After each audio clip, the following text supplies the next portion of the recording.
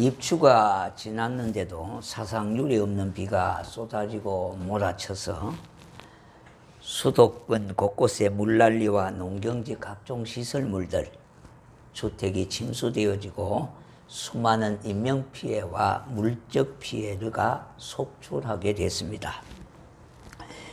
정말 하늘을 쳐다보며 하늘도 무심하기로 하는 탄식 소리가 들려오는 것 같습니다. 그야 공식적인 기록으로 115년 만에 쏟아진 물폭탄은 온통 물바다를 만들어버리고 말았던 겁니다. 아마 115년 전에 이렇게 많이 왔으면 아마 서울 절반 이상은 다 잠겼을 것입니다. 이렇게 쏟아진 물폭탄 앞에 인간의 무력감은 이루 말할 수가 없습니다. 한마디로 속수무책입니다. 어느 시인은 말하기를 인간을 향하여 신의 경고라고 하는 것을 보았습니다. 이러한 것은 인간을 향하여 이 세 가지의 뜻을 내포하고 있다고 합니다. 조심해라. 두 번째는 자중해라. 세 번째는 두려워해라. 하나님을 좀 두려워하고 살아라. 그리고 자중해라. 또 조심해라.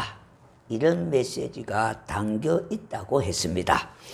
이번 물난리를 보면서 인간의 힘이라고 하는 것이 정말 아무것도 아니라고 하는 것을 절실하게 깨닫게 되었습니다.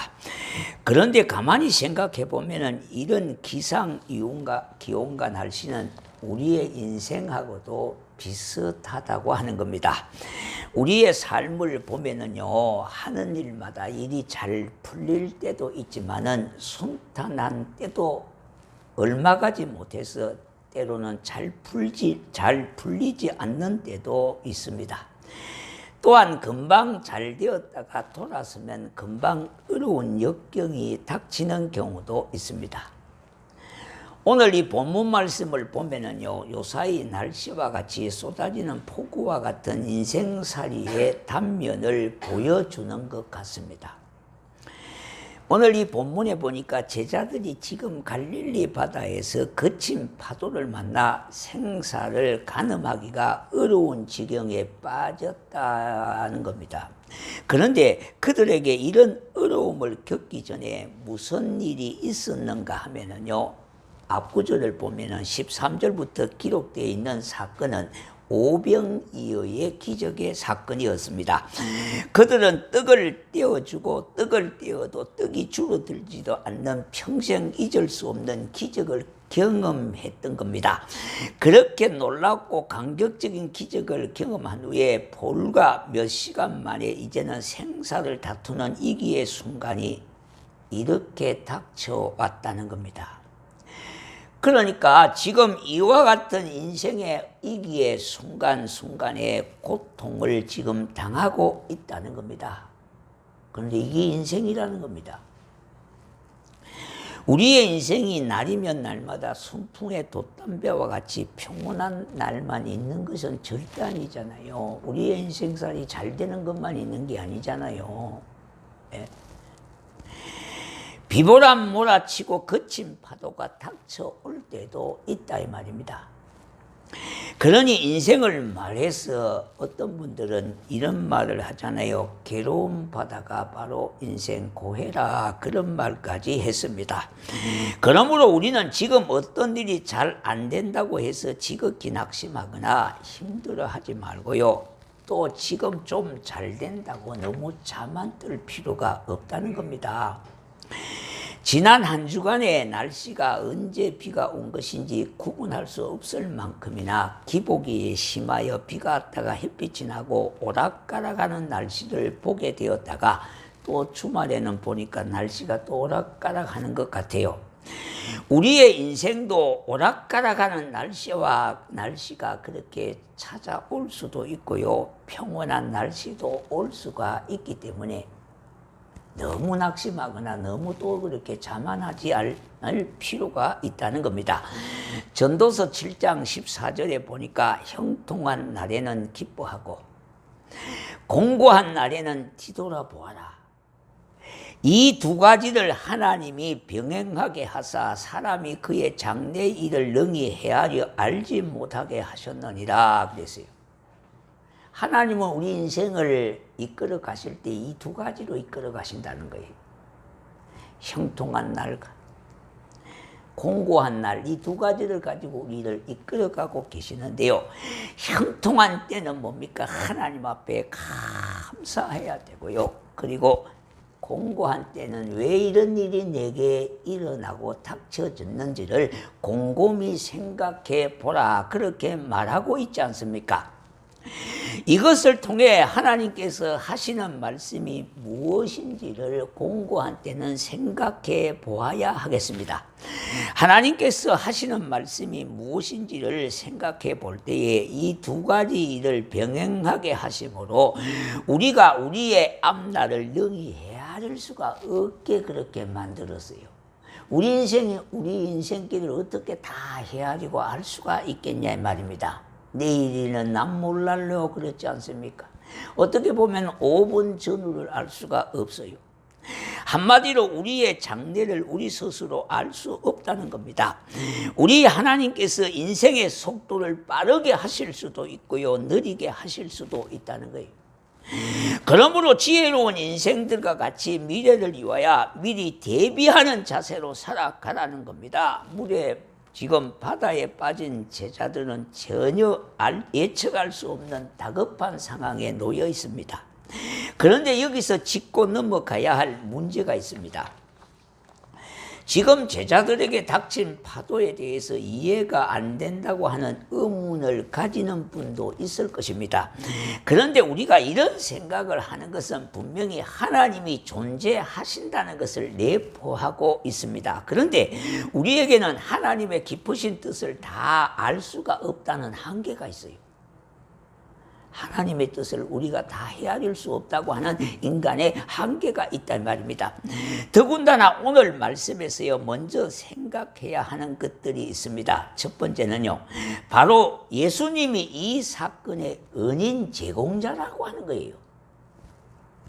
제자들은 거친 파도를 만나 죽을 고생을 하고 있는데 그 일이 일어나도록 은인을 제공하신 분이 다름 아닌 예수님이시라는 겁니다. 오늘 이 본문 22절의 말씀을 살펴보면요, 예수께서 즉시 제자들을 재촉하사 자기가 무리를 보내는 동안에 배를 타고 앞서 건너편으로 가게 하셨다 이 말이에요.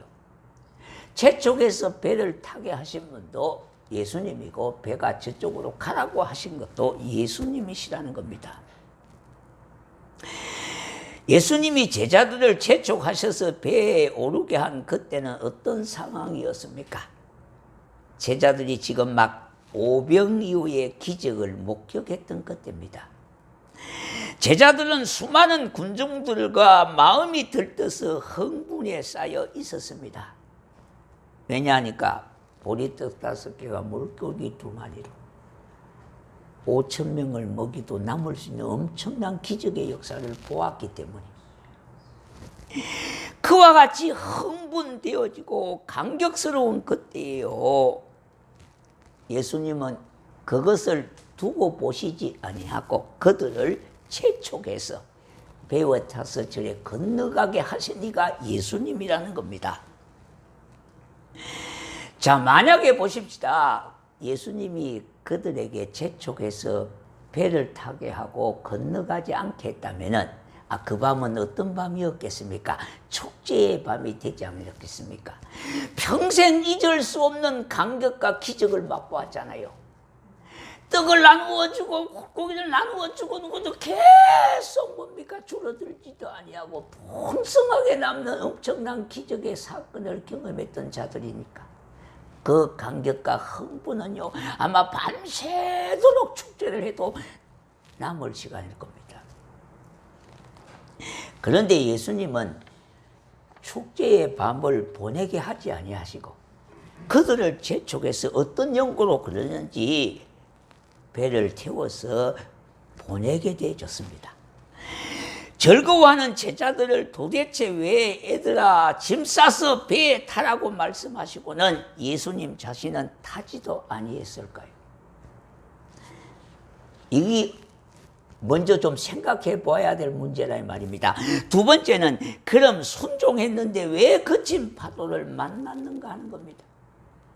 거역하지도 아니하고 예수님의 말씀에 순종을 했는데 배가 가다가 거친 파도를 만나게 되어졌어요. 여기서 두 가지 문제를 제기할 수가 있을 겁니다. 하나는요, 제자들이 하나님 말씀에 순종해 배를 탔는데 왜 거친 파도를 만났느냐는 겁니다. 하나님 말씀대로 살아갔는데 왜 그렇게 고난과 박해와 역경이 찾아왔느냐 이 말입니다. 또 하나는 예수님이 왜 바다를 속히 잠잠하게 하지 아니했나는 겁니다. 두고 보신 거예요. 두고 보신 거예요.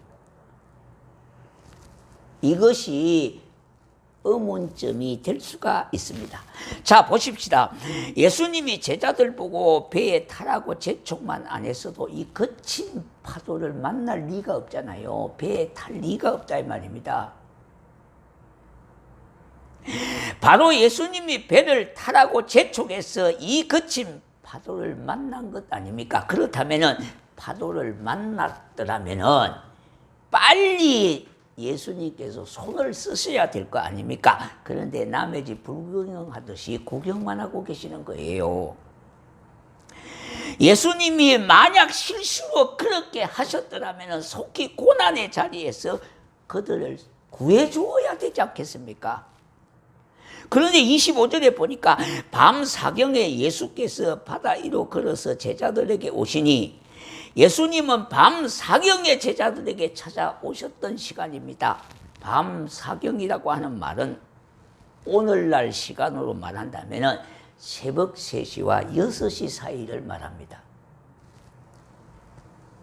제자들이 언제 풍랑을 만나게 되었는지 대해서는 학자마다 의견이 분분하지만은 저물매 제자들이 바다에 내려가서 요한복음 6장 16절의 말씀에 근거해서 볼 때에 제자들은 해가 막 질 무렵에 배를 탔다고 보는 것이 맞을 겁니다. 거친 파도는 아마 밤 9시 전후에서 시작되어지지 않았을까 그렇게 추측하는 견해가 있습니다. 만약 제자들이요 밤 9시부터 거친 파도를 만나서 고생하기 시작했다면요 제자들은 짧으면 6시간 길게만 9시간 동안 거친 파도와 그 바다 가운데서 싸웠다는 말입니다. 한마디로 쫙 고생하지 않았겠습니까?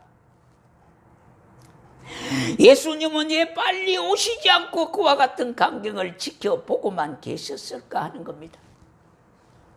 마가복음 6장 47절 48절에 저물매 배는 바다 가운데에 있고 예수께서는 홀로 물에 계시다가 바람이 거슬림으로 제자들이 힘겹게 노젓는 것을 보시고 밤 사경쯤에 바다 위로 걸어서 그들에게 오사 지나가려 하시매 그랬습니다.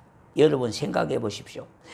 예수님의 제자들이 배에서 고난 가운데 있는 것을 다 보고 계셨다는 사실이 이해가 되는 겁니까? 그거? 안 되는 겁니다. 안 되는 겁니다.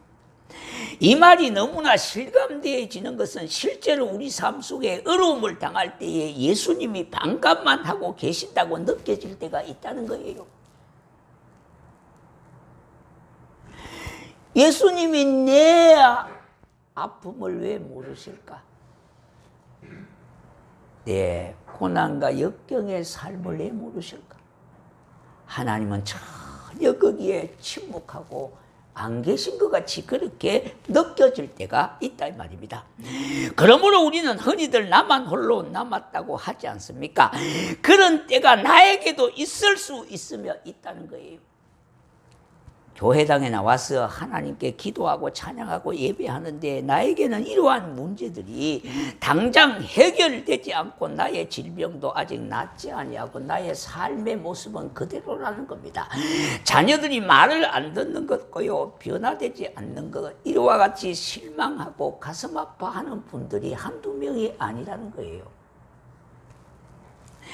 물론 전혀 하나님께서 응답을 주시지 않는 것은 아니지만은 특별한 경우를 제외하고는 하나님은 우리의 기도를 예면하시는 것 같이 생각이 들 때도 있다 이 말입니다. 그러므로 저는 이 말씀에 대해서 의문을 가지게 되었고요. 묵상도 해보고요. 주석도 찾아보았지만 쉽게 풀리지를 않았습니다. 그런데 고민하고 묵상하다가 깨닫게 되고 알게 된 것은요. 사실 이것이 하나님과 우리 사이의 시각의 차이라는 겁니다. 시각의. 제자들이 원해서 배에 탄 것이 아니지 않습니까? 더군다나 제자들은 예수님이 배에 오르라고 해서 탔으며 거친 파도가 일어나서 위기의 순간을 만나게 됐습니다. 그렇다면 정상적이라면 즉각 개입하셔야 되는 것이 맞는 것 아닙니까? 그런데 예수님은 그 광경을 보고 계시는데 그것도 무려 몇 시간을 두고 보신 겁니다. 왜 이렇게까지 하셨겠습니까? 고생하지 않고 고통스러운 시간을 보내지 않게 속히 해결해 주지 아니하고 바라보고만 계셨습니까? 오늘 이 문제의 핵심이 여기 있습니다. 같은 사안이라도요, 같은 사건이라도 보는 이치와 보는 시각과 보는 사람에 따라서 해석이 다 다를 수가 있지 않습니까? 우리의 생각과 하나님의 생각은 이렇게 다르다는 겁니다. 내 생각은 지금이지만은 우리 하나님은 지금이 아니라 더 기다리게 하신 거예요. 더 기다리게 하신 거예요. 지금 당장 나를 도와주시기를 원하는 것은 우리의 생각이지만은 하나님은 아직도 때가 있다고 하는 것. 기다리라는 겁니다. 바로 밤 사경과 같은 가장 깊은 새벽 시간에 하나님은 하나님의 일을 시작하시는 겁니다. 사람으로 어떻게 대처할 수 없을 만큼이나 고요한 한밤중에 모두가 잠들어 있는 때 아닙니까? 그러므로 이 시간은 절대절명의 순간이며 더 이상의 제자들의 힘으로는 도저히 감당할 수 없을 그때에 우리 주님이 찾아오시고 끌어주시고 당겨주시는 것입니다. 내 인생의 새벽에서도 내 힘으로 살 수 없는 그와 같은 극명한 한계가 있을 때가 바로 새벽 시간입니다. 누구에게 선뜻 도움을 구하기도 찾기도 어려운 때가 새벽 시간 아닙니까? 그러니까 참 이거 그렇습니다. 이 새벽 시간에 이 좀 장례가 나면 참 이거 알리기도 참 그렇습니다. 지금 한참 다 주무시고요. 모든 것이 다 스톱이 돼 있는 상태인데 그때 알린다는 거는 참 힘들어요, 사실. 여러분 돌아가실 때 좋은 시간에 돌아가셔야지 꼭 3시나 2시에 돌아가시면은 소식이 늦을 수가 있어요. 예. 자, 여러분. 우리가 아직도 새벽이 되지 않았다는 말은 아직도 내 힘으로 버틸 수 있다는 거예요. 여러분 한번 보십시오. 여러분이 예수를 믿고 신앙생활을 하면서 내 힘으로 버틸 수 있다고 할 때는 하나님을 제대로 안 찾습니다. 믿음이라고 하는 것은 사실 산산조각이 날 수가 있어요. 우리 예수님은 뭐라고 말씀했습니까? 너의 믿음을 보이라고 하지 않았습니까? 지금 이 제자들은 진짜 예수를 믿고 예수님을 따르고 했지만은 진짜 믿음이 없었다고 하는 거예요. 그래서 예수님께서 뭐라고 그랬습니까? 그들이 믿음 없음을 책망했다는 거예요. 우리의 신앙도 마찬가지입니다. 겉보기는 믿음이 대단하고 괜찮은 것 같지만은 또요, 실제 여러 가지 어려운 문제를 당하면은요, 믿음이 주먹만한 믿음도 찾아보기가 어렵다는 겁니다. 왜냐? 내 힘으로 살 수 있다고 하는 힘이 있기 때문에 그래요. 그래서 예수님께서 왜 바라보고 그들을 기다렸습니까? 자신들의 힘으로 도저히 감당할 수 없을 때에 한마디로 천부여 의지 없어서 손들고 옵니다. 그때까지 예수님께서 기다리셨다는 거예요. 절대절명 앞에요.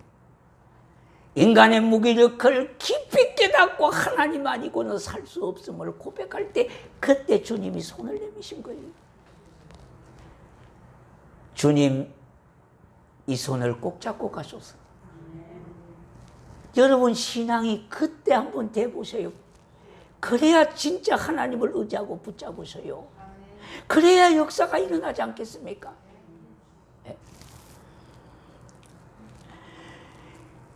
내 인생살이에 찾아온 새벽은요, 절망을 가지게 하므로 정말로 내 힘으로, 인간의 힘으로는 어떻게 할 수가 없어요. 여러분 살다 보면 이런 일이 비일비재하지 않습니까? 정말로 하나님이 도와주지 않으면 살 수가 없어요. 여러분 진짜 내 심령 속에 이러한 고백과 이런 믿음이 든다면 기적은 앞에 와 있다는 겁니다. 그 절박한 순간까지 기다리시는 주님의 손길은 그때서야 내밀으신 거예요. 물론 그렇지 않을 때도 계시지만은 경우에 따라서는 인생의 절벽으로 몰아가시는 경우도 있다 이 말입니다. 하나님이 형통하고 공고한 이 두 가지를 가지고 우리 인생을 이끌어 가시는데요, 이걸 속도를 빠르게 하실 수도 있고 늦게 하실 수도 있다 이 말이에요. 그러면 어떤 경우에는 우리 인생을 공고한 것으로 몰고 가시더라는 거예요. 그래서 인생살이는 좋은 때만 있는 것은 결코 아닙니다. 30절 보니까 바람을 보고 무서워 빠져가는지라 소리질러 이르되 주여 나를 구원하소서 하니, 그때사 우리 예수님께서는 제자들에게 구원의 손길을 내미시고 그들이 믿음 없음을 보시고 뭡니까? 연약한 믿음을 도와달라고 그렇게 말하지 않습니까? 예수님이 바다 위를 걸어오시니 제자들이 보고 놀랐습니다. 유령이라고 소리치면서요. 이것은 제자들이 무서워서 떨었다는 겁니다. 여러분 옛말에 이런 말이 있죠. 자라보고 놀란 가슴 소뚜껑 보고도 놀란다는 말이 있잖아요. 거친 파도에 시달린 제자들은 스승이신 주님을 보고도 놀란 겁니다. 우리는 우리의 환경이 어려워지면요, 캄캄한 절망 속으로 빠져들어가는 나약한 인간의 모습을 보게 됩니다. 그러므로 우리의 기도를 좀 이제부터라도 바꾸셔야 됩니다. 우리의 기도는 이제 내가 주님 앞에 나의 간구만을 드리기 보다는요, 무엇을 도와달라고, 무엇을 이루어달라고, 무엇을 해달라고 그렇게 간구 드리는 것보다도 우리 하나님 앞에 묻고요, 하나님의 뜻을 기다리는 그와 같은 기도를 하나님이 더 원하시는 겁니다. 내 주여 내 뜻대로 되게 하지 마시고 내 아버지의 뜻대로 하옵소서, 이렇게 기도하신 예수님처럼요. 절대 절망의 순간에요, 우리 하나님은 나를 찾아오시고 만나주시고, 그때 그 시간이 오늘 여러분의 생애가 되시기를 축복합니다. 그리고 진실하게 하나님을 믿고 의지하십시다. 또한 이제부터 하나님 앞에 내 것을 내려놓기만 하면은요, 내 인생에 놀라운 하나님의 역사가 일어날 줄로 믿고 이 믿음 갖고 살아가는 주의 백성 되시기를 주의 이름으로 축원합니다. 예.